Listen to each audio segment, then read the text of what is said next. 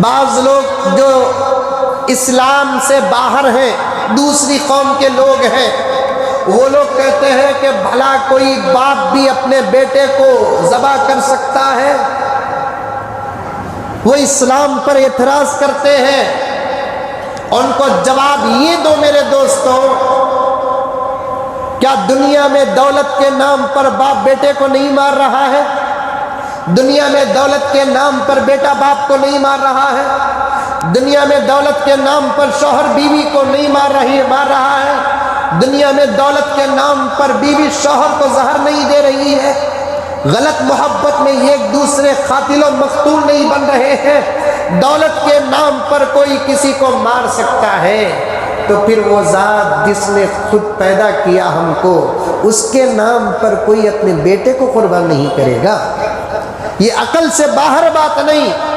جو الزامات دیتے ہیں کہ یہ واقعہ غلط ہے، العیاذ باللہ، یہ ہمارے اپنے دھرم کی بات ہے اور صحیح بات ہے۔ اللہ تعالیٰ نے حضرت ابراہیم کو کہا کہ تم اپنے بیٹے کو ہمارے نام پر قربان کرو۔ جانور جو قربانی میں ذبح ہوتے ہیں نا، ان کی نسبت بھی اللہ تبارک و تعالیٰ سے ہے اور ان کا مقصد بھی بڑا نیک ہے، اس لیے ان کو اتنی تکلیف نہیں ہوتی۔ لیکن دیکھنے والوں کو ظلم نظر آتا ہے۔ ہر جگہ ظلم نہیں ہے، کبھی کبھار نا درد کے اندر بھی فائدے رکھے ہیں۔ شادی ہوتی نہیں ہوتی؟ ارے بولو رے با، یہ قدمی لیلا کا کوئی فتویٰ دکھایا واٹس ایپ کا، ایک بیوی رکھنا گناہ ہے، ان کی ریاض کے مولوی صاحب دکھائے تو قبول کو گئے، جمعہ بولے نہیں؟ شادی ہوتی نہیں ہوتی؟ ہوتی۔ شادی ہونے کے بعد شادی سمجھو ان کو، تم نہ بھی بول رہو، ان کو بھی بول رہو، جو ان کی مینٹالٹی رکھے ہی ان کو بھی بول رہو۔ 2 سال پہلے معاف کرنا، یو پی کے حضرات علماء کو چھوڑ کر، اساتذہ کو چھوڑ کر معافی چاہتا ہوں، یو پی میں سب بھی آدھے دماغ والا چھینکتا ہے، انہیں یوگی بھی وہ چھین گیا۔ وہاں کون کہنا کیک کا بکرا بنا کو کاٹے،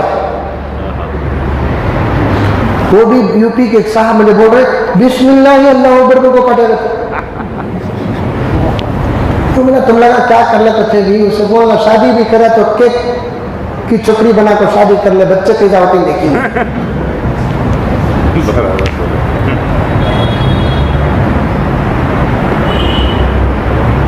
شادی ہوتی نہیں ہوتی؟ الحمدللہ ہوتی۔ شادی کے بعد کیا جو رکو شوکیش میں رکھنا نہیں۔ نوجوانا تم نہ پوچھ رہا ہوں، شوکیش میں رکھتے ہی نہیں، مقصد پورا ہوتا ہے۔ غلط نہیں، شادی کے بعد یہ مقصد عبادت ہے، شادی کے بعد یہ مقصد۔ اب چند مہینے گزرتے نہیں، خوشخبری شروع ہوتی۔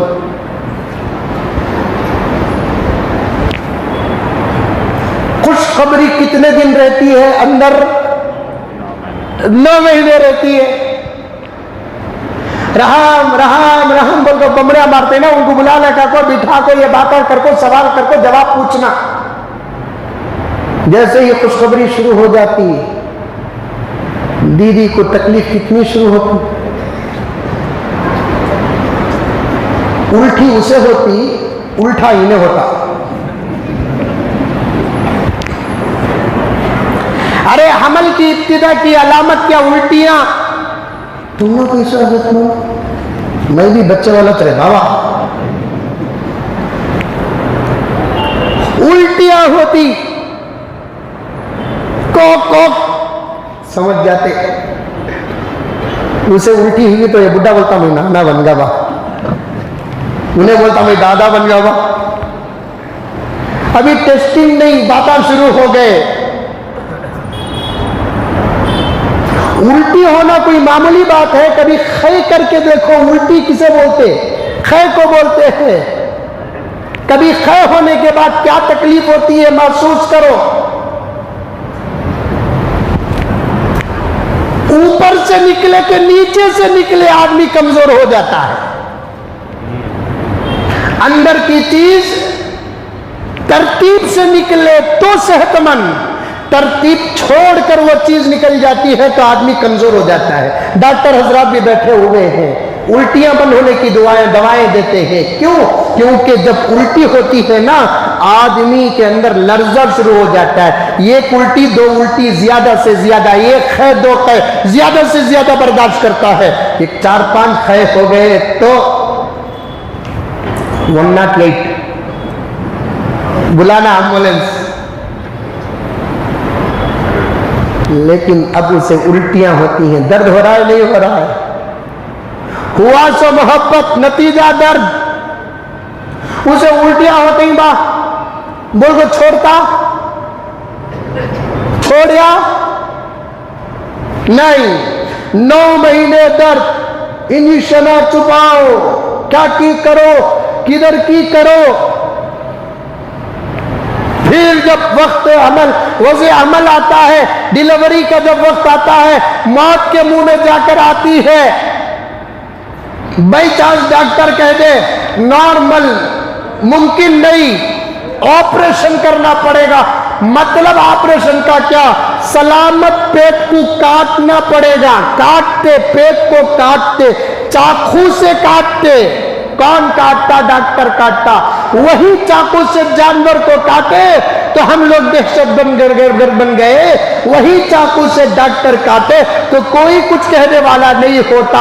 यहां भी काटना, वहां भी काटना, यहां भी तकलीफ, वहां भी तकलीफ। अगर निस्बत लगा कर देखे, जानवर का मकाम बड़ा है कि इंसान का मकाम बड़ा है? जानवर को तकलीफ देने से ज्यादा इंसान को तकलीफ देने पर अल्लाह तबारक व तआला को गुस्सा आता है। यहां इंसान को तकलीफ दिया जा रहा है, ऑपरेशन कर रहे हैं, काट रहे हैं। क्यों काट रहे हैं?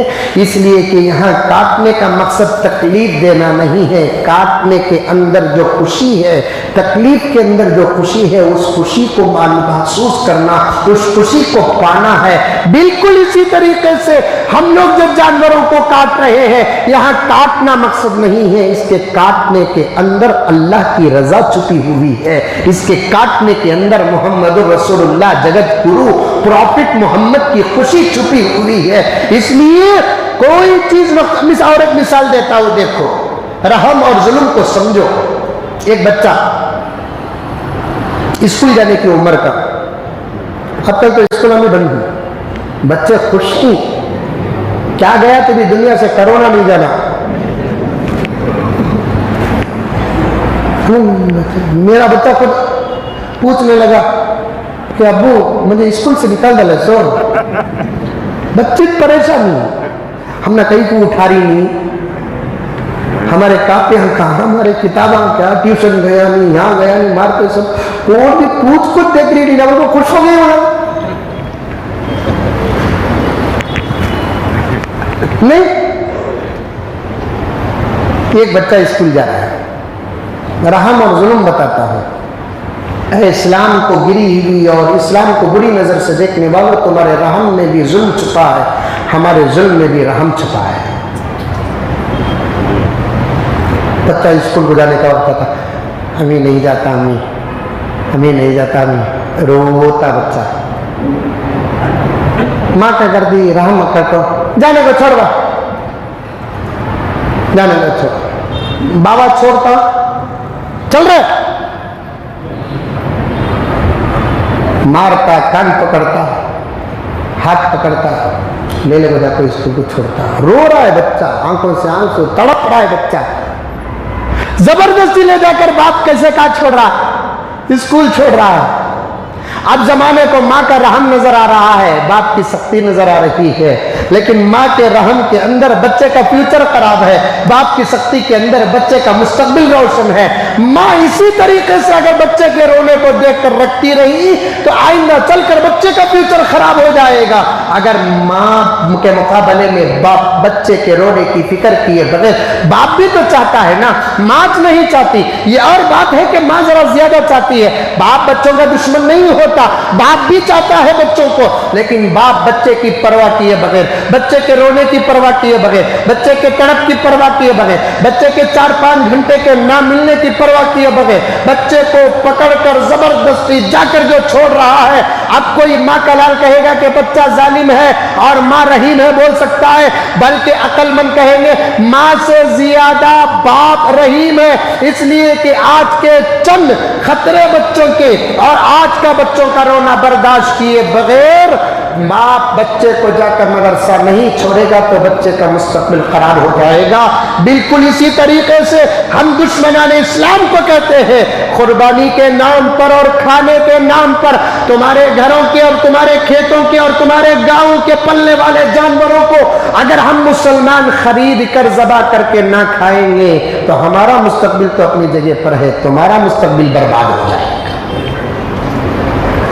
तुम्हारा फ्यूचर बर्बाद हो जाएगा, तुम्हारी दौलत बर्बाद हो जाएगी, तुम्हारे गांव बर्बाद हो जाएंगे। आखिरी एक मिसाल दे देता हूं, हर मुल्क वाले अपने बॉर्डर में नौजवानों को खड़ा करते हैं, हमारे मुल्क में भी बॉर्डर में नौजवान खड़े हुए हैं,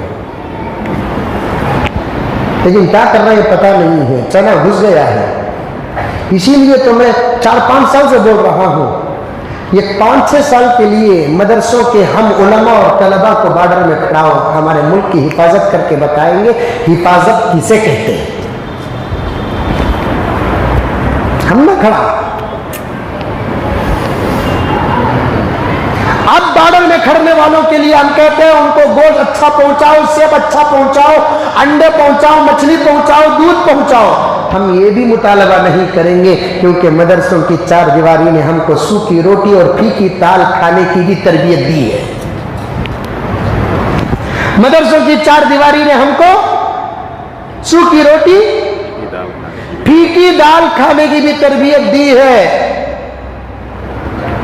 शाह फैसल ने उस वक्त अमेरिका को जवाब दिया था, हमारे से मुकाबला करने की कोशिश न करना, हम उस सहाबा के औलाद हैं, पत्ते खाकर भी मैदान में उतरने की ताकत रखते हैं।